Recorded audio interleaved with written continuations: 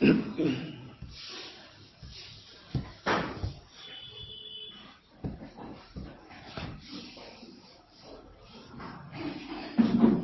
இயேசு கிறிஸ்துவினுடைய ஆண்டாகிய இந்த 2024 ஆண்டு 51வது வாரத்தினுடைய முதல் நாளின் மத்தியான நேரத்தில் நாங்கள் எங்களுடைய வேத படிப்புக்காக நாங்கள் கடந்து வந்திருக்கிறோம்.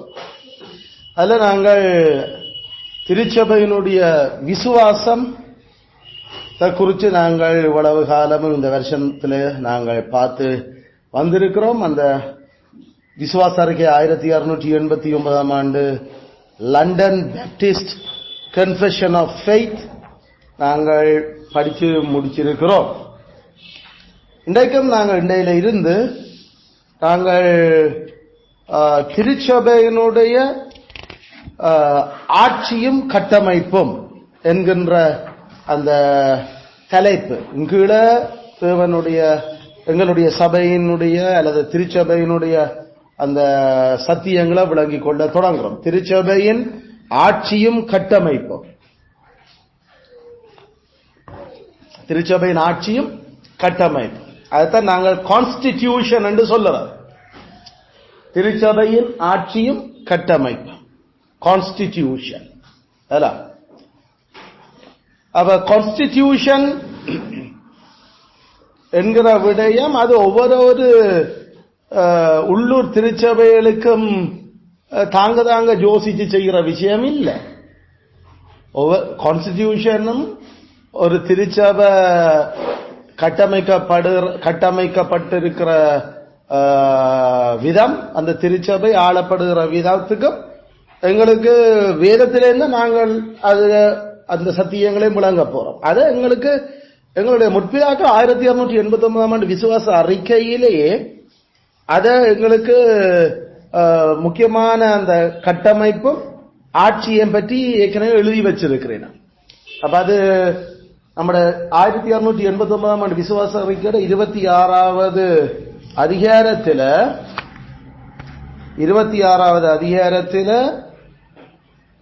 5வது பத்தியில இருந்து 15வது கடைசி பத்தி வரைக்கும் அடிப்படையில அந்த திருச்சபையினுடைய கட்டமைப்பும் ஆட்சி முறையும் தான் இருக்கு. சரியோ? அப்ப கான்ஸ்டிடியூஷனை நாம படிக்கல ஏதாவது இன்னும் ஒரு புத்தகம், அது வேறு ஒரு டாக்குமெண்ட் என்று யோசிச்சிடக்கூடாது. அது விசுவாச அறிக்கையில எங்களுக்கு ஏற்கனவே உள்ளடக்கப்பட்டிருக்கிற பத்தியல்ல, அது எங்களோட சபையோட விசுவாசம் பேசிக். அந்த அமைப்பும் அப்படித்தான் இருக்கணும். அது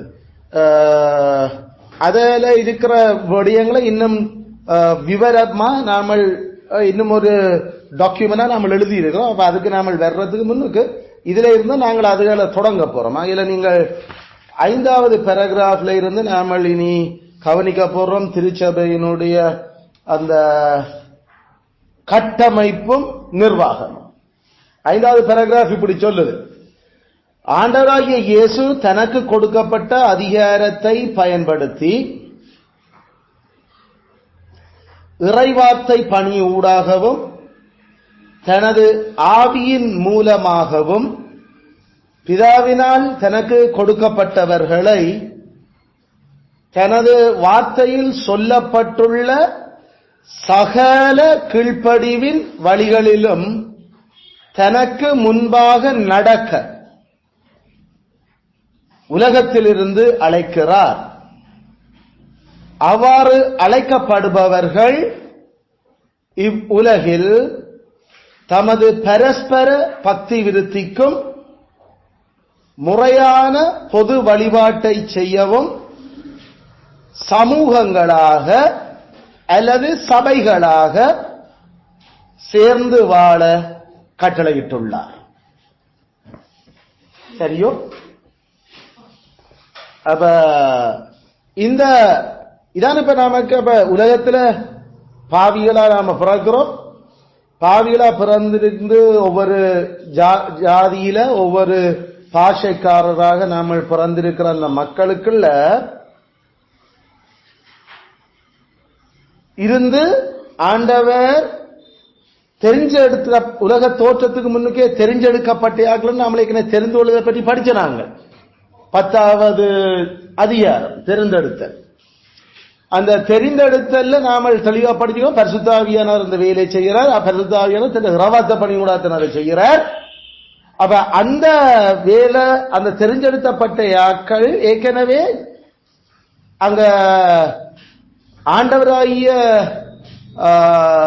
இயேசு அவர் கிறிஸ்துவாக தனக்கு அந்த தெரிஞ்செடுக்கப்பட்டுள்ள ஆட்களை தர வேணும் என்று சொல்லி அந்த திரியக நபர்கள் பிதாவுக்கும் குமாரனுக்கும் இடையில இருந்த உடன்படிக்கையின்படி அத இந்த உலகத்துல அந்தந்த டைம்ல அந்தந்த ஆட்கள் பிறந்து அவர்கள் எந்த டைம்ல அவர்கள் அப்படி அழைக்கப்பட வேண்டும் என்ற அந்த சரியான நேரத்தில்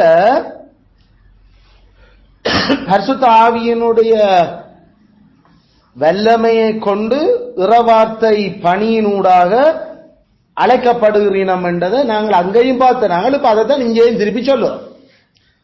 அதில் சபை என்று நாம கதைக்கிறது சர்ச், அல்லது அதுக்கு இன்னும் ஒரு பேர் நாங்கள் எங்களுடைய முற்பிதாக்கள் சொல்லுறோம் சொசைட்டி, சமூகம் அல்லது சமுதாயம். அப்ப கிறிஸ்துவின் சமுதாயம் அவர் ஒவ்வொரு அந்த தெரிஞ்செடுக்கப்பட்ட ஆட்களுடைய குழுக்களை அவர் அழைக்கிறார். அப்ப சபைன்னு நாம சொல்லலாம், இல்லாட்டி சமுதாயம் சொல்லலாம், சமூகம். அப்ப எப்படி இப்ப கட்டமைக்கப்பட தொடங்குது அந்த சமூகம்? அது ஆற்ற அதிகாரத்தால அப்படி கட்டமைக்கப்பட போகுது. அது யாரூடாக எந்த பணியினூடாக அது அப்படி கட்டமைக்கப்பட தொடங்குது? யாரு அதுக்குள்ள சேர்க்கப்படுகிறீனம்? அப்படி சேர்க்கப்பட அனுமதிக்கப்படுகிறார்கள்.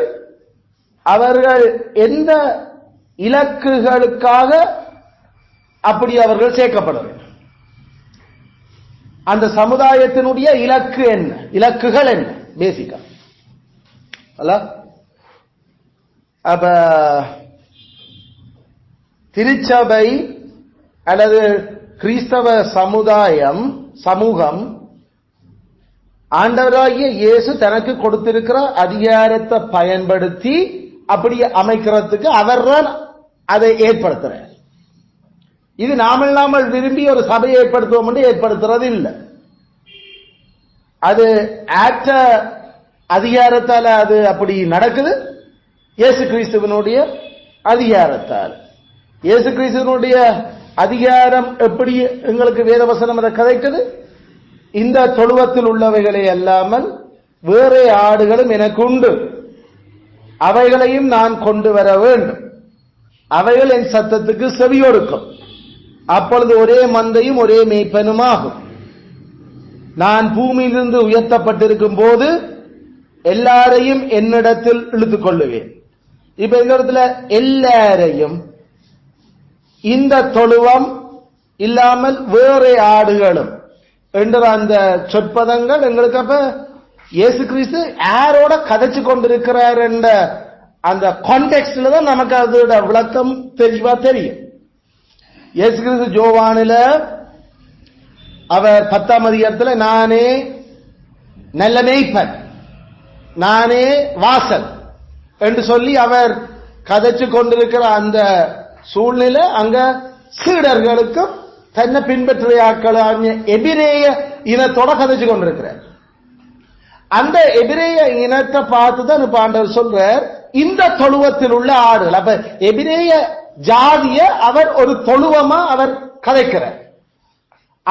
அந்த ஜாதிக்குள்ள இருந்து தனக்கு ஆடுகள் கொடுக்கப்பட்டிருக்கு சொல்லி இந்த தொழுவத்தில் உள்ள, அதாவது எபிரேய தொழுவத்தில் இருக்கிற ஆடுகளை அல்லாமல் வேற ஆடுகளும் எனக்கு உண்டு.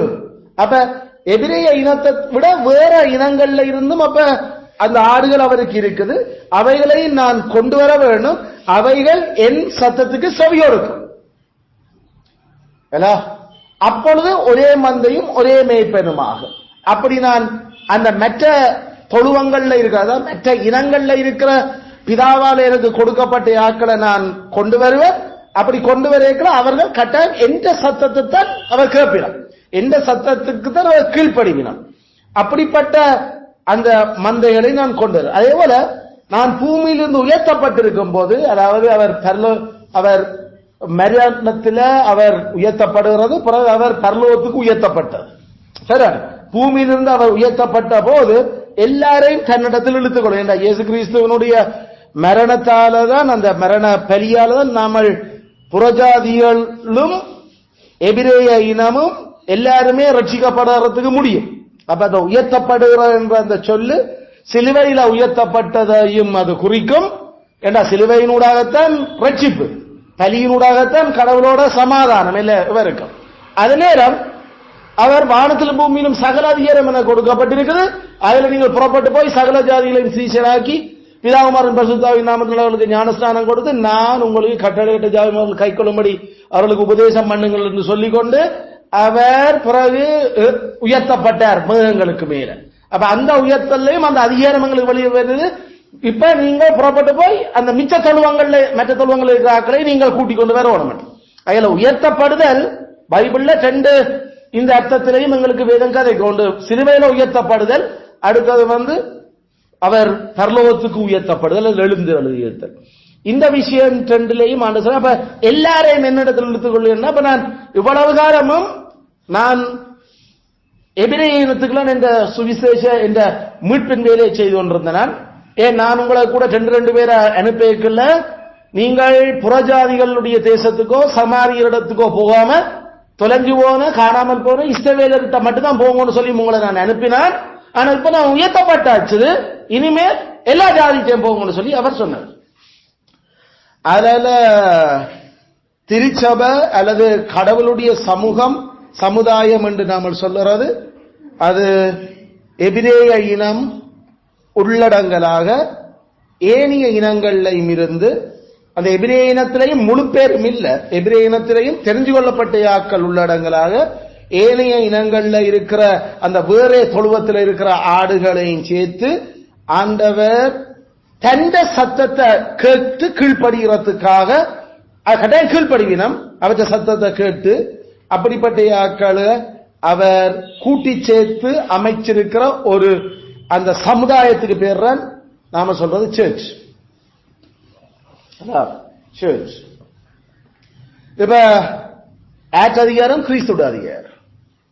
அதனால சேர்ச்சா கூடுறதுக்கு சேர்ச்சா அமைக்கிறதுக்கு வேறு ஒரு ஆட்கள்கிட்ட நாங்கள் பெர்மிஷன் எடுக்க வேண்டிய தேவையில்லை.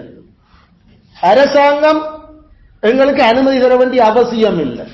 ஏன்னா இந்த அதிகாரம் கிறிஸ்துவிடம் இருந்து குறைக்கப்பட்ட அதிகாரம்.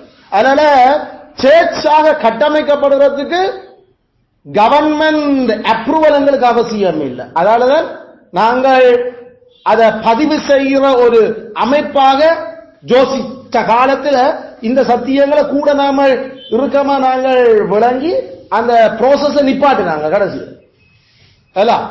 மேபி அந்த சபையினுடைய அந்த செயல்பாடுகள் சமுதாயத்தில் இடம்பெறக்குள்ள அது காணி சொத்துகள் வேற விஷயங்கள் என்று வரையக்குள்ள அதுகள் அது நாமல் அரசாங்கத்தோட சம்பந்தப்படுகிறபடியால அந்த விடயங்களுக்காக காணி விஷயங்கள் வேணுமெண்டா நாம எப்படி எங்கட வீட்டு காணிகள் பதிகிறோமோ அதே மாதிரி அந்த ப்ராப்பர்ட்டிகளை வேணுமெண்டா பதிகிறதுக்கு முடியும். ஏன்னா அது அது அவர்களுடைய ஆட்சிக்குள்ளே இருக்கு, சபை அவர்களுடைய ஆட்சிக்குள்ளே இல்லை.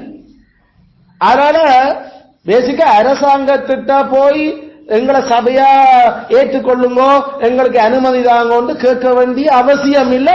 இயேசு கிறிஸ்து அப்படி பைபிள்ல சொல்லையும் விளங்குதோ. என்ன ஆட்சி அதிகாரத்துக்குள்ள நாங்கள் கூடி வரோம். கிறிஸ்துவ சபை கட்டமைக்கப்படுகிறது ஆட்சி அதிகாரத்தில் மெசியாவாகிய வானத்துக்கும் பூமிக்கும் ஆண்டவராக இருக்கிற கிறிஸ்துவனுடைய அதிகாரத்தை எங்கட அந்த அதிகாரமே எங்களுக்கு அப்படி தான் கூட்டுறன் செய்கிறன் என்ற பிறகு அவர் ஒரு அதிகாரம் சொல்லல போய் இனி உலக மனுஷர்கிட்ட போய் நீங்கள் அனுமதி வேண்டி நீங்கள் சபையாக பதிவு செய்யப்பட்ட சபை என்ற ஒரு பேர் எடுக்கணும் பைபிள்ல ஒரு இடத்துலையும் இல்லை, அப்படி ஆண்டவர் நடைமுறை காட்டவும் இல்லை. அதனால எங்களுக்கு சபையாக அழைக்கப்பட்ட ஆட்களோட வீடுகள் திறக்கப்பட்டுச்சு. விளங்குதோ? சபையாக அழைக்கப்பட்ட மக்கள் கூடுறதுக்கு அந்தந்த இடங்கள்ல இருந்து அவளை கொள்ளத்தக்கதான இடம் இருக்கிற வீடுகளுடைய கதவுகள் திறப்பட்டுச்சு. அதுக்கு பேரான் சர்ச். சபை ஒரு வீடும் இல்ல, சபை ஒரு இடமும் இல்ல. கிறிஸ்துவனுடைய சத்தத்துக்கு கேட்டு அவருடைய வார்த்தையில் சொல்லப்பட்டுள்ள சகல கீழ்ப்படிவின் வழியிலும் நடப்போம் என்று அழைக்கப்பட்ட அந்த மக்களால கட்டமைக்கப்படுறதுக்கு பேர் சர்ச். அது கூடுறதுக்கு ஒரு இடம் இருந்தா சரி, அது பதிவு செய்யப்பட வேண்டிய அவசியம் இல்லை, பதிவு செய்யப்பட தேவையும் இல்லை. மேபி சில நடைமுறை காரணங்களுக்காக இடரல்கள் இல்லாம இருக்கலாம் சில சந்தர்ப்பங்கள். என்றால் அத நாங்கள் அந்த நோக்கத்துக்காக வேணும்னா ஏதாவது நாம பதிய போறது யோசிக்கலாம். ஆனா பதிஞ்சாத்தான் நாம ஐயோ கூட எல்லாம் விடுவினமாம் அதுதான் சரியாமன்றதுக்காக பதிய இயலாது. விளங்குவோம். ஏண்டா கிறிஸ்துவனுடைய அதிகாரம் எங்களுக்கு வேதத்துல தரப்பட்டிருக்கிறபடி அல்ல, வேதம் அதிகாரம் மிக்கது அல்ல. அதனால நாங்கள் கல்யாணம் யாரு செய்யணும் என்று சொல்றது அது கிறிஸ்துவால் ஏற்படுத்தப்பட்ட ஒரு ஆணும் ஒரு பெண்ணும், அவ்வளவுதான். அதுல போய் அரசாங்கத்தில் நான் கல்யாணம் செய்ய போறேன் எனக்கு பதிவு தாங்கன்னு நாங்கள் கேட்கிறது இல்லை. மாறாக ஒரு ஆணும் ஒரு பெண்ணும் கூடி வாழ்றது, அவர்கள் சமுதாயத்தில் தாங்கள் புருஷனும் மனுஷியுமா வாழ போறணும் என்றதை நாம வெளியால காட்டி அதை பெற்றாருடைய சம்மதத்தோடு அவர்கள் நிறைவேற்றது. அதுக்கு பிறகு அந்த பிறப்பு பதிவுகள், இறப்பு பதிவுகள், அந்த சில விஷயங்கள் அந்த சமுதாயத்தை ஆளுற அரசனோடையும் சம்பந்தப்படுறபடியால வேணுமெண்டா ஐயா நீ சொன்னபடியா உன்னிட்ட நாங்கள் அதை நாங்கள் கல்யாணம் செய்துட்டோம்னா அறிவிக்கிறோம், அவ்வளவுதான். அதே போல அரசாங்கம் எங்களை அப்படி ஒரு கட்டாயப்படுத்த இல்லை. இன்னும் அவர்கள் அப்படி இங்க செய்கிறத பதியுங்கோ ஏன் நாங்கள் பதியணும்? எப்படி நாங்கள் கல்யாணம் செய்ய நான் முன்னாட்ட சொல்லணும், நான் கல்யாணம் செய்கிறேன், நான் கல்யாணம் செய்துட்டு வந்து வரமாட்டா உங்களுக்கு சொல்லுவேன். சபையா கூடுகிறோம் நாங்க சபைதான் என்று சொல்லுவோமே தவிர மற்றபடி உன்னட்ட அனுமதி எடுத்து நாங்கள் இங்க ஒன்றும் சபை கூட வேண்டிய அவசியம் இல்லை.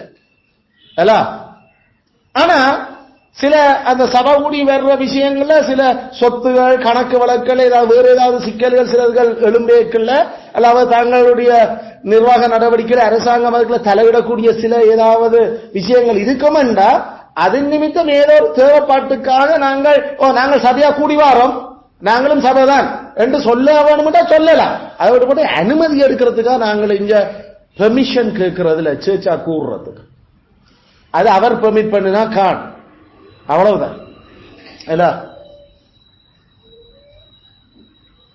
ஒரு நாடா அமைக்கிறதுக்கு ஒரு நாடு ஒரு சமூகமா வாரத்துக்கு வேறு எந்த அரசாங்கத்திலையும் பெர்மிஷன் எடுக்கிறது இல்லை.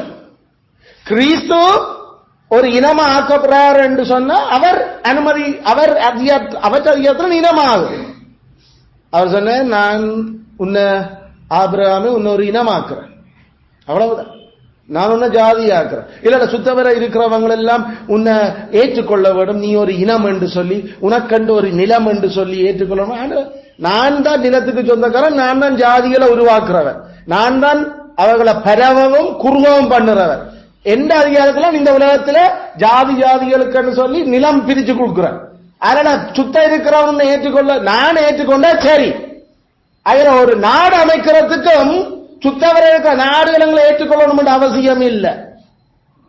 அதே போல ஒரு சபை அமைக்கப்படுறதுக்கு திருச்சபை சுத்தவரை இருக்கவன் ஏற்றுக்கொள்ளணும் என்ற அவசியமும் இல்லை. இவன்கிட்ட அனுமதியும் பெற தேவையில்லை. நாங்க விளங்குதோம். அதனால இந்த ரெண்டு துறையும், சபத்துறையும் அரசதுறையும் எவர்கிட்டையும் பெர்மிஷன் எடுத்து நாடாகவோ அல்லது சபையாகவோ அமைக்கப்படுறதில்லை. அது ரெண்டினுடைய மத்தியஸ்தர கிறிஸ்துவுடைய அதிகாரத்துக்கு இருந்து அது வந்து கொண்டிருக்கு. இப்ப இப்படிதான் இந்த சர்ச் கட்டமைக்கப்படுறது. அப்படி கட்டமைக்கப்படுகிற அந்த ஆக்கள் யாரு? அந்த கட்டமைக்கப்படுகிற நபர்கள் அவற்ற வார்த்தையில சொல்லப்பட்டுள்ள சகல கீழ்ப்படிய வேண்டிய வழிகளுக்கும் தாங்களை ஒப்பு கொடுப்போம் என்று சொல்றார்கள். அப்ப சில விஷயங்கள் நமக்கு வேதத்துல இப்ப நாம படிச்சு கொண்டிருக்கல எங்களுக்கு சில விடயங்கள் தெரியாம இருக்கலாம். ஆனா நாங்கள் வேதத்தை படிச்சு இன்னும் எங்களோட முற்பிதாக்களுடைய நடைமுறைகளையும் வேத வசனத்துடைய விளக்கங்களையும் பிறக்கல அடே நாம இந்த வசனத்துக்கு கீழ்படியணும் அல்லோ. அப்ப பாத்தீங்க கொஞ்சம் அப்ப அதை ஏன் அப்படி நாம செய்யணும் செய்யாம ஐயா அப்ப நமக்கு அந்த பிள்ளைய வளர்ப்பு மாதிரி தான். நாங்கள் இப்ப அவளுக்கு என்ன விளங்கும் அதை செய், பிறகு வேதத்தை வாசிச்சு பிதாக்களுடைய அந்த பிதாக்கள்கிட்ட கேள் அவங்க சொல்லுவாங்கள் என்று கேட்ட மாதிரி நாம நடந்து கொண்டிருக்கேங்கள சில வேளையில் நாங்கள் சில கீழ்ப்படிவுக்காக கடவுள் கிறிஸ்துவ கீழ்ப்படிவதுக்காக நாம இவ்வளவு நாளும் அறியாம நாம தெரியாம செய்து கொண்டிருந்ததுகளை நாம நிப்பாட்ட வேண்டியிருக்கும். சில வேளையில் நாம செய்யாம விட்டு இருந்ததில் செய்ய வேண்டியிருக்கும். அதுக்குதான் நாம அந்த சபையாக நாம கட்டமைக்கப்படேக்குள்ள கிறிஸ்து எங்களுடைய ஒரே தரம் ஒப்பு கொடுக்க ஒரு முறை கொடுக்கப்பட்ட அந்த விசுவாசம் என்ன என்றதை எங்கட முற்பிதாக்கள்கிட்ட சரியாக நாம அறிஞ்சிருந்தா அந்த சபையா கூடி வரையில பிறகு லேசில நாம திருப்பி மாற்றி அமைச்சு கொண்டு போக வேண்டிய அவசியப்படாது. அதுக்குதான் எங்களுக்கு விசுவாசம் இருக்கிறது என்று சொல்லுவோம். வேதம் எங்களுக்கு கையில இருந்தாலும் அதை விளங்கப்படுத்துறவன் இல்லாம எங்களால விளங்கி கொள்ளேல. பரிசுத்தாவியர் இருக்கிறாரான விளங்கப்படுத்துற என்பது நாமல் அந்த ஆகியமனுக்கு நாமல் எப்போ பதில் சொல்லிட்டோம். பரிசுத்தாவியர் எப்பயுமே அவர் ஒருவருக்கு நேரடியாக விளங்கப்படுத்துறவர் இல்ல, அவர் தந்த இரவாத்த பணியினூடாகத்தான் ஆக்களுக்கு தான் விளங்கப்படுத்துறார். இல்ல பரிசுத்தாவியர் முதலாம் நூற்றாண்டிலேயே இவ்வளவு தத்ரூபமா தெளிவா ஸ்தேவான அப்போஸ்தலன் பவுல பேதுருவ ஜாக்கோப ஜோவானாக்களோட நேரடியா பரிசுத்தாவியானவர் இடப்பட்டு அவர்களை அவர் கொண்டு போறதும் அவர்களுக்கு அந்த பலத்தை கொடுக்கிறதும் அப்படிப்பட்ட செயல்பாடுகள் எல்லாம் செய்து கொண்டிருந்த காலத்திலேயே அவர் திருச்சபையை கட்டமைக்கிறதுக்கு பேதுருவோட இரவாத்த பணியை தான் பயன்படுத்தினவர். அப்போஸ்தலன் பவுலுடைய இரவாத்த பணியை தான் அவர் பயன்படுத்தினவர். ஸ்தேவானுடைய இரவாத்த பணியை தான் அவர் பயன்படுத்தினவர். அவர் பிலிப்பினுடைய இரவாத்த பணியைத்தான் பயன்படுத்தினவர். இரவாத்த பணியைத்தான் பரிசுத்தாவியை பயன்படுத்துறாரு தவிர பரிசுத்தாவியை ஒரு நாளும் நேரடியாக தான் பிரசங்கம் பண்றதுல விளங்கப்படுத்துறதும் இல்லை. அதனால திருச்சபை கட்டமைக்கப்படுறதுக்கு அந்த பரிசுத்த ஆவியானவர் ஏற்கனவே இரவாத்த பணியினூடாக கட்டமைச்சு இந்த திருச்சபை அது வந்து எங்களுக்கு தெரியும். எபிரேய அது ஆபேல்ல இருந்து தொடங்கிட்டது திருச்சபை. அப்ப இருந்து வருகிற அந்த கடவுளுடைய கீழ்ப்படிய வேண்டிய வழிகள் அது பிறகு ஆபிரகாமுக்கு பிறகு நோவா அப்படி அந்த எங்கள் பிதாக்களூடாக அது கொண்டு வரப்பட்டு இப்ப புறஜாதிகளாகிய எங்களுக்கும் அது வந்து சேர்ந்தது. இப்ப புறஜாதிகளாகிய எங்களுக்கும் அது வந்து சேரும். இப்ப நாம சபையா கூடி வர்ற போறோம் என்று சொன்னா சில வேளையில நாங்கள் என்னது சபையா கூடி வரோம் சபையா என்ன என்ற அந்த விஷயங்கள் ஒரு அளவுக்கு சில வேளையில தெரிஞ்சிருக்கலாம். ஆனா அந்த தெரிஞ்ச விஷயங்களும் எங்களுடைய தமிழ் இனத்துக்குள்ள இந்த சபை இல்லை. சபை திருச்சபை சமுதாயம் எங்க இருந்து வருது? எபிரேய இனத்துக்குள்ள ஜூதர் வழியா தான் ரட்சிப்பு. அப்ப ஜூதர்கள்ட்ட எப்படி அந்த ஆபேல் முதல் எப்படி திருச்சபை இயங்கி வந்து செயல்பட்டது அது என்ன கீழ்ப்படியின் வழிமுறைகள் என்றது உண்மையில புறசாதிகளுக்கு ஒழுங்கா தெரியாது. பைபிள் கையில இருக்குது. ஆனா எப்படி கீழ்ப்படுகிறது அது கீழ்ப்படுகிறதுல என்ன செய்யப்பட வேண்டும் ஏன் அப்படி என்றதுல புறசாதிகளுக்கு அது அவ்வளவு வெளிச்சம் இல்லை. அதனாலதான் ஆண்டவர் புறஜாதிகளுக்கு அப்போஸ்தலனா இந்த விஷயங்கள்ல எதிரிய திருச்சபையில நல்லா தேறி படிச்சு அதுக்குள்ள இருந்து தெரிவு செய்யப்பட்ட பவுலப்போஸ்தலனூடாக அவர் புறஜாதிக்குள்ள இந்த திருச்சபைய எப்படி அந்த எபிரிய திருச்சபையினுடைய அந்த கட்டமைப்புகள் என்னன்றதை அவர் கொண்டு வந்து காட்ட தொடங்கினார். நம்மள திருச்சபை அமைக்க விடா நாம ஏதோ ஒரு ஐயரையும் அல்லது மூலஸ்தானம் ஒன்று கட்டிக்கொண்டு இப்படிதான் நாமளும் ஒரு திருச்சபை நினைச்சு கொண்டு வந்திருப்போம். ஏன்னா நமக்கு தெரிஞ்சது அதுதான் கடவுளை சேவிக்கிற முறையன். அல்லது நாமளும் சூலத்தை நட்டு போட்டு அது சிறுவம் ஒன்றும் இல்லை இப்படித்தான் என்று சொல்லிட்டு சில நாங்கள் அப்போ எபிரேய ஜூத திருச்சபைகளால புறஜாதிகளுக்கு திருச்சபை காட்டப்பட்டிருக்காட்டி நாம நம்மட இனத்தில இருக்கிற அந்த அறியாமைகளை தான் திருச்சபை என்னச்சு ஏதோ செய்து கொண்டிருப்போம். இப்பயும் அப்படிதான் கணவர் செய்யறீங்க. இப்பயும் நமக்கு எல்லாரும் சேர்ந்து அரோகரா அரோகரா எல்லாம் கத்தி எல்லாம் இதன்ற மாதிரி தான் இப்ப தமிழ் இனத்திலையும் அலேலுயா அலேலுயா அலேலுயான்னு கத்தி கொண்டு இருக்கிறாங்க. ஏன்னா அவங்களுக்கு தெரிஞ்சது இப்படிதான் சபை நடக்கிறதாக்கும். ஆனா எந்த ஒரு எபிரேய இனத்து எந்த எபிரேய சபையிலையும் அலேலியா அலேலியான்னு இப்படி கத்தி வர்றதும் கடவுளை சேவிச்சது இல்லை. அப்படி யாராவது கத்தவழிக்கிட்டு அப்படி ஏதாவது இதான் துதியான்னு சொன்னா அடிச்சு செத்துருப்பாங்க. அப்பவே கடவுள் சாக்கொண்டிருப்ப. ஏன்னா கடவுளுடைய நாமம் சும்மா கதைக்க கூடாது என்றது ஏற்கனவே சொல்லப்பட்டிருக்கு. ஆராதனையில நாம படிச்சு கொண்டிருக்கிறோம். கடவுளுக்கு பலி செலுத்த வரைக்குள்ள அலேலி அலேலியான்னு சொல்லி எந்த பலியில நாம பார்க்கிறோம்?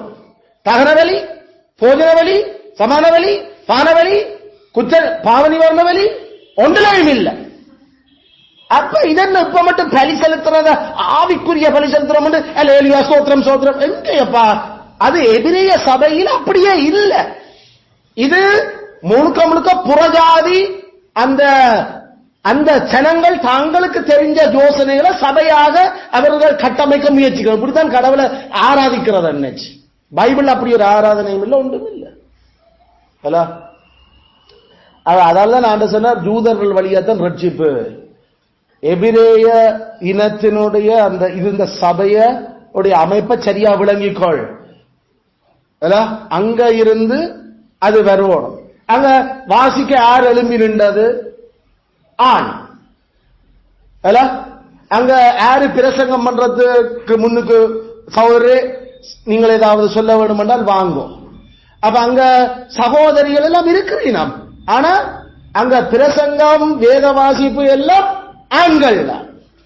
இதெல்லாம் எதிரேய அந்த சபையினுடைய கட்டமைப்பு முறைகள். அதை உடைச்சு போட்டு இப்ப புறஜாதிகள் கனவே தமிழ் இனம் உட்பட வாசிக்கிறது பொம்பளையும் வாசி பிரசங்கம் பண்றதுக்கு பொம்பளையில கூப்பிடு அல்லது நாம சொல்ற மாதிரி குவாயர் அல்லது சிங்கிங் குரூப் அல்லது இது இஸ்ரவேலுடைய எபிரேய கட்டமைப்பு பாடல்கள் யாரு? ஆண்கள். ஆனா இங்க இல்ல, அது பெண்களும் இங்க பெண்கள் பாடல் பெண்கள் கணக்கு. அங்க முன்னுக்கு ஸ்டேஜில் அவங்க அங்க நின்றா அங்க ஆசாரியர் லேவியர் கோத்திரம் மட்டும்தான். இங்க நாங்கள் எல்லாருமே இப்ப லேவியர் தான், நாங்கள் எல்லாருமே இப்ப ஆசாரியர்கள் சொல்லி அந்த வசனத்தை அத அப்படியே புரட்டி ஆவிக்குரிய அர்த்தம் என்று எடுத்து போட்டு சரீர பிரகாரமா எல்லாரும் செய்ய வலிக்கிறேன். நீ ஆவிக்குரிய தான் லேவியர். அப்ப ஆவிக்குரிய பாட்டு பாடு. ஆவிக்குரிய அது பாட்டு இல்ல, அது ஆவிக்குரிய விஷயம். அப்ப ஆவிக்குரியதையும் ஆவிக்குரிய இல்ல செய்யும். ஆனா சொல்லுறது ஆவிக்குரிய அர்த்தம், செய்யறது அது சொல் அர்த்தத்தில். எப்படி எல்லாம் குழப்பங்கள் பிரச்சனை. அப்ப இதுக்கு இதெல்லாம் எபிரேய சபையில இப்படி இருக்க இல்லை. ஆண்டவர் அதனால்தான் அப்போஸ்தலர்கள் ஊடாக புறஜாதிகளுக்குள்ள சபைகளை அவர் நிறுவி காட்டினர். இப்படித்தான் அமைப்பிருக்கவர்.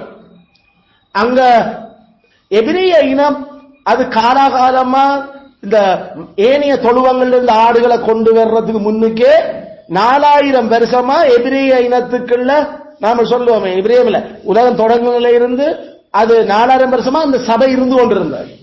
ஆனா நோவாட காலத்தோட அதெல்லாம் குழம்பி அடிச்சு எல்லாருமே தான் யோசனையில சபை கடவுள் ஆராதிக்க வழிகிட்டதால கடைசியில அப்ப இருந்து பிறகு வரைக்கும் அந்த எபிரேய இனத்துக்குள்ளதான் சபையும் இருந்து கொண்டிருக்கு. அப்படி சபை அங்க மட்டும் இருந்து கொண்டு இருந்தது. புறஜாதிகளுக்குள்ள அதை கொண்டு வர்ற அந்த நேரத்தில் பரிசுத்த ஆவியானவர் ஏற்கனவே அதுல நல்லா பழகி அதுல நல்லா தெளிவடைஞ்சு நல்ல ஞானம் தீவமா இருந்த ஆக்களை தன் ஆவியால நிரப்பி அவங்கள்தான் சபையை கட்டுறதுக்கு சமாரியாவுக்கு பிலிப்பு அனுப்பினார். சமாரியர் ஒரு புறசாதிகள் அங்க கிரேக்கர் மச்சியாக்களோட ஸ்டேவன் தர்க்கிக்க வேண்டியிருந்தது. அவன் புறஜாதிகள். ஆனா எபிரேய சபைக்குள்ள படுபயங்கரமான அந்த உத்வேகத்தோடும் வைராக்கியத்தோடும் நல்ல 1000 வருஷ கணக்கா அந்த சபை இருந்தார்.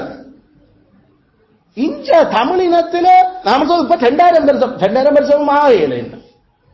அப்ப புறஜாதி மார்க்கங்களும் பழக்கங்களும் எல்லாம் கலந்து அடிச்சு இருக்க ஒரு இனத்துக்குள்ள அந்த திருச்சபையினுடைய கட்டமைப்பு என்னன்னு சரியா பார்க்கணும் என்று சொன்ன நமக்கு எபிரேய வேதம் கட்டாயம் தேவை. எபிரேய வேதம்னா பழைய ஏற்பாடும் புதிய ஏற்பாடும். அதை விட எங்களுக்கு திருச்சபையை எப்படி அமைக்கிறது, எப்படி கட்டமைக்கிறது, எப்படி ஆளுறது, என்ன செய்யப்படணும் என்று எங்களுக்கும் தெரியாது.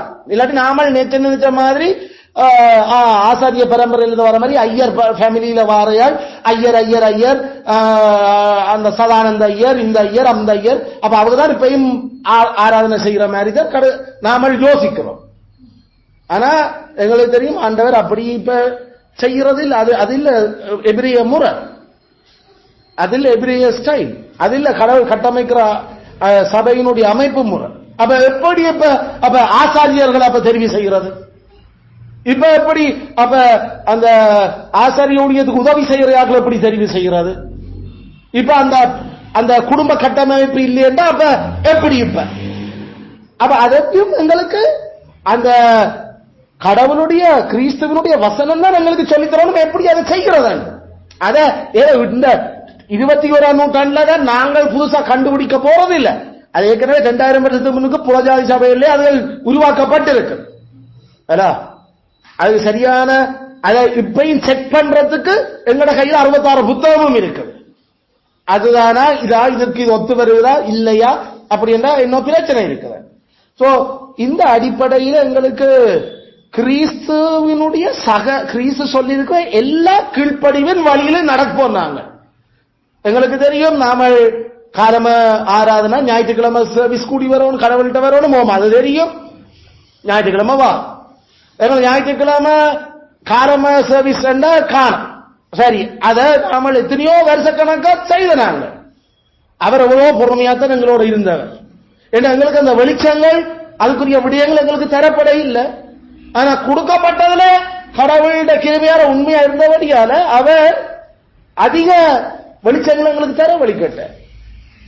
அப்ப அதை நாம விசுவாச அறிக்கையில் எங்களை முற்பிதாக்கள் எப்படி நடத்திச்சுன்னா கொண்டுச்சினம் பார்க்கிறது. காலையும் மாலை என்ன ஏனப்பா நீங்கள் அந்த வெள்ளக்காரர் காலையும் மாலை செய்கிறீர்கள்? அவங்க தாங்கள் தங்கட கலாச்சாரத்துக்கு கொண்டு புதுசாக தொடங்க இல்லை. அவங்க திருப்பியும் வேதத்தை தான் காட்டினாங்க. எபிரேய சபையில காலையும் மாலையும் ஓய்வு நாளில பலி செலுத்தல் நடந்து கொண்டிருக்குது. அதுவும் டபுளா ட்ரிபிளா நடக்குது. எசேக்கியலினுடைய அந்த மெசியாவினுடைய காலத்துல ஆறாவது, அதாவது எல்லாரும் சேர்ந்து புறஜாதிகளும் வந்து அந்த அளந்து பிதிக்கிற அந்த காலத்துல அது 3 மடங்கு 4 மடங்கா காலையும் மாலையும் பலிகள் செலுத்தப்படும் என்று சொல்லுது. அப்ப இதெல்லாத்தையும் வேதத்தை ஒட்டுமொத்த அவங்க சொன்னாங்க எபிரேய சபையும் காலமாலைய ஆராதனை, அதுக்கு கடவுளுடைய கட்டளைகள் சொல்லியிருக்கு, அதுக்கு அவங்க கீழ்ப்படிஞ்சாங்க. இப்ப நாங்களும் அது மாற்றப்பட இல்லை.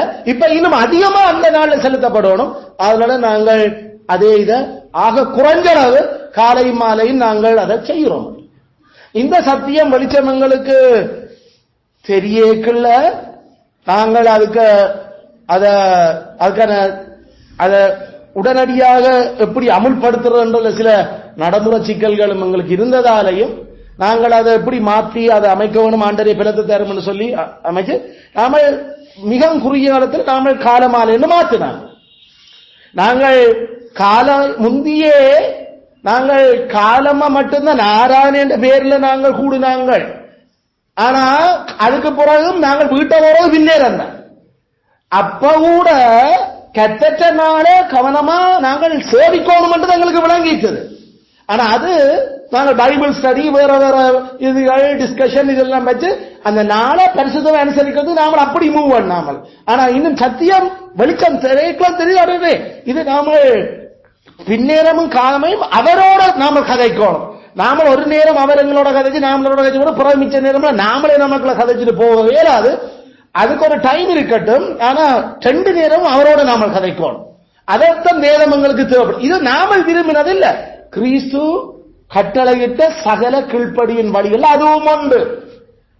அதனாலதான் நாங்கள் உண்மையில அது ஆராதனையாக பின்னர் செய்யாம நாங்கள் பின்னர் 4 மணி 3:30 5 மணி வரைக்கும் நாம கூடி எல்லாம் செய்து கடவுளுடைய சன்னிதானத்தை ஆண்டவர் இன்னும் எங்களுக்கு இதுகளுக்கு இன்னும் சரியா சொல்லி கொடுத்தா சரியா செய்யணும் சொல்லி தந்த.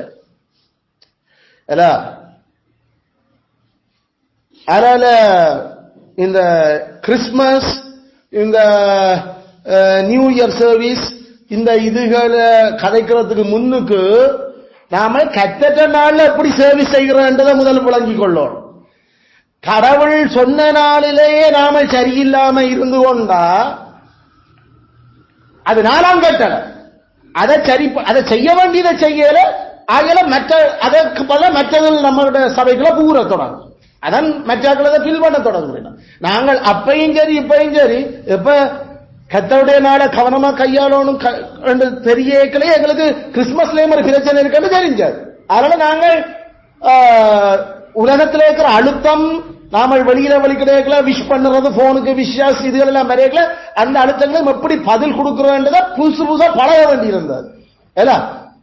அப்ப எங்களுடைய மேனேஜர், எங்களுடைய ஆபீஸ் ஆட்கள் எங்களுக்கு விஷ் பண்ணி அனுப்பல ஹாப்பி கிறிஸ்துமஸ் ஹாப்பி எக்ஸ்மஸ் அனுப்பல வி டோன்ட் செலிப்ரேட் அப்படி என்று ஒன்று அடிக்காம நேர அதை நாங்கள் தேங்க்யூ ஃபார் யுவர் கன்சர்ன், உங்களோட கரிசனைக்கு நன்றி. ஆனா பைபிள் எங்களுக்கு சொல்றது வாரத்தின் முதல் நாள் தான் கடவுளுடைய நாள், அதைத்தான் நாங்கள் கொண்டாடுறோம். நாங்கள் கிறிஸ்துமஸ் கொண்டாட சொல்லி பைபிள்ல இல்ல. அடுத்த முறை நீங்கள் கடவுளுடைய நாளுக்காக விஷ் பண்ணுனா நாங்கள் வரவேற்போம் அப்படி ஒன்று போட்டுவிடும். அண்டையில இருந்து விஷஸ் இல்லவோ பிரச்சனை இல்லையாப்பா. நாங்கள் எடுத்த வீச்சுக்கு ஐயோ அலுப்புத்தான், உலகம் இப்படி ஆக்களுக்கு குவிச்சு வச்சுக்கிறோம். ஆனா நாங்கள் அந்த சமயம் வாய்ச்சாலும் வாய்க்காவிட்டாலும் எப்படி அத என்ன நாங்களும் அப்படிப்பட்ட அறியாமையில அதுதான் ஏதோ உண்மையில அவர்கள் என்ன நினைச்சாங்க விஷ் பண்ணுறோம். நாம கிறிஸ்டியன், அப்ப அவங்களுக்கு புழுகா இருக்கு, சந்தோஷமா இருக்கும். பாத்தியா இந்த பஸ் எல்லாம் நினைச்சு விஷ் பண்ணிருக்காருன்னு அவன் நினைக்கிறேன். அவங்க எங்களை கெடு நோக்கத்தோட விஷ் பண்ணே இல்லை. உண்மையில அவங்களுக்கே தெரியாது இது கெட்ட விஷயம். ஆனா அதை நாங்கள் மாற்றி அமைச்சு பல விடயங்களாக முன்னேறி கொண்டிருக்கிறோம். இல்ல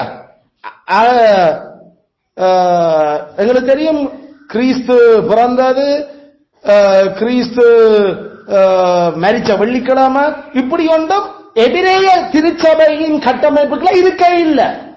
அதாவது பேதுரு, யாக்கோபு, யோவான், பவுல் என்ற அந்த கிறிஸ்து மெசியா வாழ்ந்த காலத்தில் அவர்களோடு இருந்தவர்களும் அவருக்கு பிறகு அவற்றை தான் கட்டளையிட்டதை கை கொள்ளும்படி படிப்பிக்க சொல்லி அனுப்பப்பட்ட அந்த அப்போஸ்தலரும் ஒரு நாளும் சபைக்குள்ள சபை கிறிஸ்தவ சமுதாயத்தில் இந்த கிறிஸ்துமஸ் மற்றது ஈஸ்டர் மற்றது குட் ஃப்ரைடே அந்த ஆராதனை முறைகளை சபைக்குள்ள அவர்கள் செய்ய இல்லை. அதனால நாங்கள் அங்க நாங்களும் நிக்கிறோம். அதாவது எதிரேய திருச்சபை என்ன அவர்களோட தான் எங்களுக்கு ரட்சிப்பு, அவர்கள் வழியத்தான் ரட்சிப்பு வந்தது. அதனால அவர்களை கடவுள் சகல கீழ்ப்படியும் வழியிலும் அவர்கள் வளர்க்கப்பட்டிருக்கிறபடியால நாங்களும் அதே மாதிரி வளர வேணும். எங்களுக்கும் அவர்களுக்கும் ஒரே விசுவாசம் தான். நாங்கள் ஏதோ வேற விசுவாசம் அவங்க வேற விசுவாசம் இல்ல. நாங்களும் அவர்களும் ஒன்றாத்தான் கிறிஸ்துவ பரலோகத்தில் இருக்க போறோம். அதே ஒரே விசுவாசம் மாற இல்லை என்றத புதிய உடன்படிக்கையில் இப்பையும் எதிரேய திருச்சபை சேர்ந்து நாங்கள் படிச்சு வந்து வார். அதனால திருச்சபை கட்டமைக்கப்படுறது எப்ப எல்லாம் எங்களுக்கு கிறிஸ்து இதுக்கு கீழ்ப்படுகிறதுக்கு அவர் சொல்லி இருக்கிறார். ஒட்டுமொத்த வேதத்தின்படியும் இதுதான் செய்யப்பட வேணும் என்றது எங்களுக்கு எங்களோட முற்பிதாக்களை நாம கன்சல்ட் பண்ணி அவர்கிட்ட கேட்டு விசாரிச்சு, ஏன்னா அவங்களும் இப்படி இந்த வழிகள் எப்படி நாம பிள்ளை வளர்க்கல நாங்கள் அதே வயசுல தாண்டி வரைக்கல பல இவர்கள் செய்யக்கூடிய குறும்புகள் குளப்படிகள் எல்லாம் நாங்களும் அந்த பாவ சூழ்நிலைக்குள்ள போனபடியா நக்கதங்களுக்கு தெரியும் பிள்ளைகள் அப்படி விட்டுடக்கூடாது. அப்ப நாங்கள் எங்களுக்கு முன்னால இப்ப 6000 வருஷமா சபை ஏற்கனவே நடந்து கொண்டிருக்குது திருச்சபை. அப்ப அந்த திருச்சபைக்கு தெரியும், அந்த பிதாக்கள் அந்தந்த காலத்தில் அவங்களுக்கு தெரியும் இப்படி எழும்புற பிரச்சனைகளுக்கு அப்படி பதில் கொடுத்திருக்கிறாங்க. அதை நாம தேடி பிடிச்சு வாசிச்சு வேத வசனத்தை எப்படி எபிரிய திருச்சபை கை கொண்டது, எபிரேயர் எப்படி புறஜாதிகளுக்குள்ள திருச்சபையை நிறுவினாங்கள் என்றதை நாம தேடி பிடிச்சு வாசிக்க எங்களுக்கு தெரியுதோ இப்படி அப்ப பார்த்து இப்ப தடம் புரண்டு போச்சு என்று சொல்லி நாங்கள் திரும்பவும் பேக் டு த பைபிள் திரும்பி வேதத்துக்கு திரும்புவோம் என்று சொல்லி நாங்கள் எப்பயுமே கிறிஸ்து கீழ்ப்படிய சொன்ன சகல வழியும் அதுலதான் இருக்குது, வேற ஒரு இடத்துலயும் இல்லை. அதைத்தான் நாமல் சிலவர் நாங்கள் முந்தி அப்படி செய்யல, இப்பதான் இவர் இப்படி சொல்லுறாரு என்று நாங்கள் ஒரு கேட்க இல்லை. அப்படி ஏன் நாங்கள் வேத வசனத்தால இருந்து அதை ஏற்கனவே வேத வசனம் வாசிச்சு கொண்டிருக்கிறபடியாலையும் இப்ப அது நாம செய்யறதுக்கும் பைபிள்ல இருக்கிற பல வசனங்களுக்கு முரண்பாடுகள் இது கேட்க நகர்ந்து விளங்குது. அடையாள இது பிழைக்குதானே, அப்ப எங்கேயும் பிரச்சனை இருந்திருக்கு நமக்குள்ள. நாமெல்லாம் இவ்வளவு வாசிச்சும் கவனிக்காம நாம அதை செய்துட்டோம். அதனால பரிசுத்தமாகிறவன் இன்னும் பரிசுத்தமாட்டான், நீதி செய்கிறவன் இன்னும் நீதி செய்யட்டும். நற்கிரியைகள்ல நாம பெருகும். நற்கிரியைகள் 10 கேட்பனதான், அதான் நல்லது. அதுல நாமல் தெரிய வளர்வோம். அப்ப அது அந்த அப்படி ஓமண்டு தங்களை ஒப்பு கொடுத்த ஆட்களால ஆக்கப்படுற அந்த கட்டமைப்புக்கு பேர் தான் சேர்ச். வந்தது நின்றது கண்டது சும்மா வந்து போனதுக்கு பேரெல்லாம் சேர்ச் இல்லை. விளங்குதோ? சேர்ச் என்று சொன்ன இதுகள் விளங்கி தாங்கள் ஒப்பு கொடுப்போம் என்று சொல்லுற அந்த ஆட்கள் பிள்ளைகள் சேர்ச்சுக்குள்ள அந்த சேர்ச் என்று அழைக்கப்பட்ட தகப்பன் தாய் கிள்ள ஓர் சேர்ந்தவ வெறினம். அவர்கள் இன்னும் சேர்ச் இல்லை பேசிக்கா. அதாவது கிறிஸ்துவனுடைய சகல வழிகளிலும் கீழ்ப்படிவோம் என்று சொல்லி அவர்கள் தாங்கள் அறிக்கை பண்ணி ஒப்பு கொடுத்து உள்ளுக்கு இன்னும் வர இல்லை. அவர்கள் ஏற்கனவே இப்படி அறிக்கை பண்ணி உள்ளுக்கு வந்த தங்களுடைய பெற்றாரோட கூட அவர்கள் இந்த கீழ்ப்படியின் வழியில் நடக்க பழக்கம் வைக்கப்படுறார்கள். அதனால நாங்கள் யாரு சேர்ச்சாக்கள் என்ற தகப்பன் தாய் இதைத்தான் நாங்கள் எடுக்கிறோம். பிறகு இத விளங்கி அறிக்கை பண்ணி நாம சொல்ல ஏற்கனவே படிச்ச அந்த ஞானஸ்நானத்தினூடாக சபைக்குள்ள நுழைகிறதுக்குரிய அறிவுகளை பெற்று அவர் ஞானஸ்நானம் எடுக்க தகுதியா இல்லையா என்று அந்த சமுதாயத்தில் அவர் வாழ்ற வாழ்க்கையை பார்த்து முடிவு பண்ணி நாங்கள் அதுக்கு பிறகு அவளை குடிக்கிறோம். அந்த பெரிய சீடரான ஆட்களும் சேர்ச்சான். அதுக்கு பிறகு சீடர் ஆகாதவர்களும் சேர்ச்சி இல்லை. சீடர் ஆனவர்கள் என்று நாங்கள் சொல்றது தேவையான கீழ்ப்படியின் வழிகள் என்னென்ற ஒரு அளவுக்கு விளங்கி இன்னும் எங்களுக்கு கீழ்ப்படியும் வழி சொல்லிட்டு கீழ்ப்படிவோம் நாங்கள் என்று சொல்லுற அந்த ஆட்கள்ல கிறிஸ்துடைய சத்தத்துக்கு கேட்ட கட்டமைக்கப்படுற ஆட்கள். அதைத்தான் அவையன் நம்ம சேர்றினம், அவையன் சமூகமாக வாரினம். 2 விஷயம் இப்படி கீழ்ப்படியின் வழியினூடாக 2 இலக்குக்காக செயல்படுறோம். ஒன்று பரஸ்பர பக்தி விருத்தி, முறையான பொது வழிபாடு. பரஸ்பர பக்தி விருத்தி, முறையான பொது வழிபாடு. பரஸ்பர பக்தி விருத்தி அதுக்குள்ள ஒரு ஒரு ஒரு ஊரில ஒரு சமுதாயமா வாழ்ற அவ்வளவும் அதுக்குள்ள வந்துட்டு பரஸ்பர பக்தி விருத்திக்குள்ள பரஸ்பர தேவ பக்தி, பரஸ்பர கடவுள் பய. உண்மையில நம்மளுடைய வேதத்துல அந்த அந்த நாம சொல்ற தேவ பக்தி பழைய ஏற்பாடுல கடவுளுக்கு பயப்படும் பயம், அதான் அந்த சொல்லு. புதிய ஏற்பாட்டுல தேவ பக்தியானது. அது கடவுளுக்கு பயப்படும் பயம் என்ற அந்த சொல்லு புதிய ஏற்பாடுல பெருசா பயன்படுத்தப்பட இல்லை. அத எப்படி சொல்றோம்னா காட்லினஸ், அதாவது கடவுள் சாயலாக இருக்க. கடவுள் சாயலாக இருக்கணும்னா கடவுள் பயம் இருக்கும். அத பழைய உடன்படிக்கையில the fear of the Lord, கடவுளுக்கு பயப்படும் பயம். அப்ப கடவுளுக்கு பயப்படுற பயத்துல இருக்கிறவன் தேவபக்தி. அந்த தேவபக்தி தான் இந்த வாழ்க்கைக்கும் இனி வரப்போற வாழ்க்கைக்கும் எல்லாத்துக்கும் பெரும் பிரயோசனம் ஆதாயம். அப்ப அத அந்த கூடுவ கிறிஸ்துவுடைய சகல கீழ்ப்படியின் வழிக்கு நடப்போம் என்று ஒப்பு கொடுத்து வர்ற அந்த கட்டமைப்பில் இருக்கிறார்கள். பார்த்து அந்த அந்த தேவ பக்திய தேவனுக்கு பயப்படுற பயத்தை ஒருவருக்கு ஒருவர் ஊண்டி அதை வளர்ப்பினம். அது உடலையும் சரி உள்ளத்துக்குமானதும் சரி. அதுல நாம மனுஷரா செண்டாத்தான் இருக்கிறோம். ஒன்று ஆத்மா, மற்றது எங்களுடைய உடல்.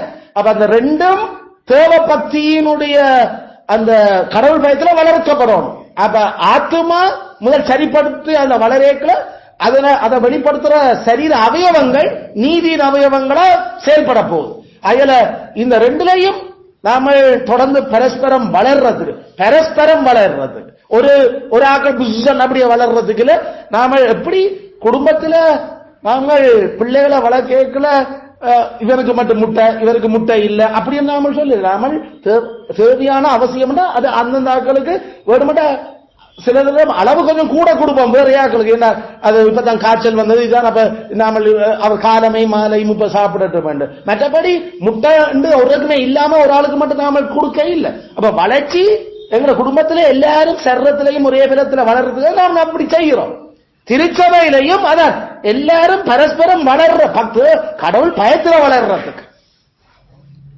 அதே நேரம் முறையான பொது வழிபாடு செய்யறதுக்கு முறையான பகிரங்க வழிபாடு முறையான பகிரங்க, அதாவது வேதத்தில் நமக்கு அது முறையான லாஃபுல். அதுக்கு தான் நாம சொல்றோம் கடவுள் பொது வழிபாடு எப்படி செய்ய சொல்லி இருக்கிறாரோ அதன் கீழ்ப்படிஞ்சு செய்ய போறோம். அது கர்த்தருடைய நாள்ல செய்யப்பட வேணும், அது காலமால செய்யப்பட வேணும். அதுல அந்த பலிகள் எப்படி அங்க செலுத்தப்பட்டு எபிரேயர்ல அந்த பலிகளினுடைய அந்த சத்தியம் இப்ப எங்களுடைய அந்த ஆராதனைகளுக்குள்ள அந்த பொது வழிபாடுல அது வரும். அப்ப அது எப்படி நாம அப்ப தகன பலி சர்வாங்க தகன பலி எப்படி செலுத்தப்படுறோம்? எல்லாரும் சேர்ந்து நாங்கள் வாயால எங்களுடைய இருதயத்துல நாங்கள் தகனமா ஆண்டவருக்கு கொடுத்தது எங்களோட வாயினூடாக நாங்கள் அதை தகனமா செலுத்துறோம்.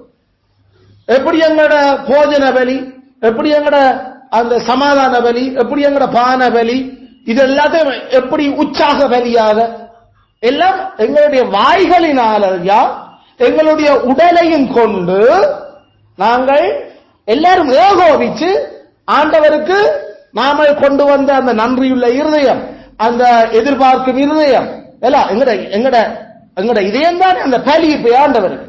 அப்ப அதுகளை நாங்கள் இப்படி செலுத்த வந்திருக்கோம். அப்படி செலுத்துறது அவர் சொன்ன பலி, அவர் சொன்ன அளவு, அவர் சொன்ன விதம். அதுல எங்கட விருப்பம் ஏதாவது பொது வழிபாட்டில் நுழைகிறதுக்கு இல்லை. ஏன்னா கிறிஸ்து அப்படி சொல்ல இல்லை.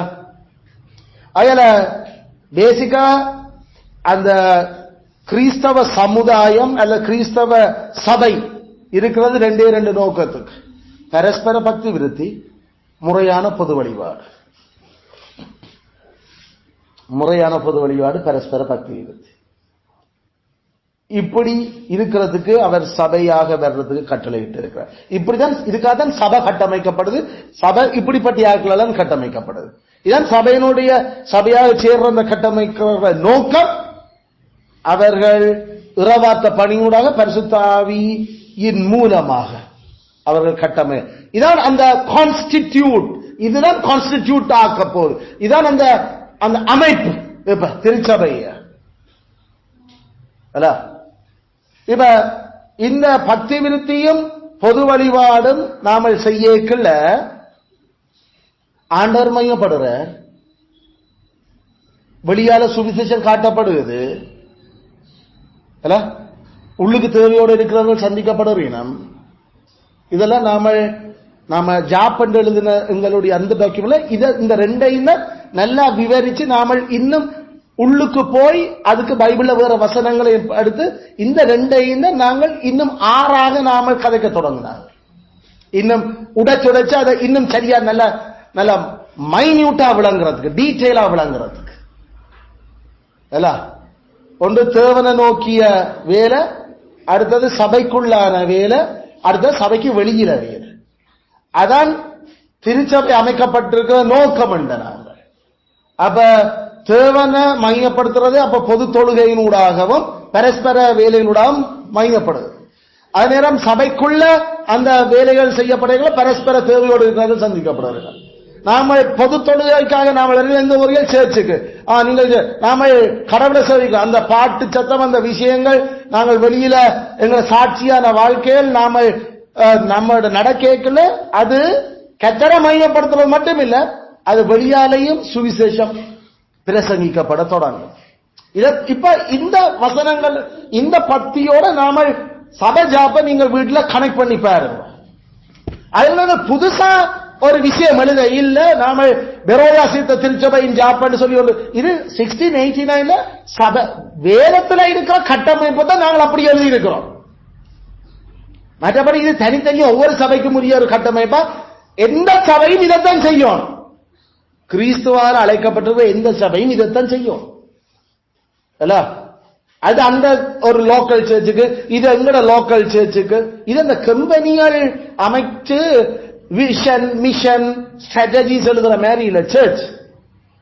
அதாவது விஷன் மிஷன் என்று நாம சொல்லுவோம் இல்ல, அந்த தரிசனம் என்னையா தூர நோக்கு, தூர நோக்கு பள்ளிக்கூடங்களும் கன பேர் எழுதி இருக்கிற தூர நோக்கு உள்ளுக்கு இங்கிலீஷ் இப்பதான் கேட்டுட்டேன். Mission vision strategies planning and இது கம்பெனி ஸ்டைல்.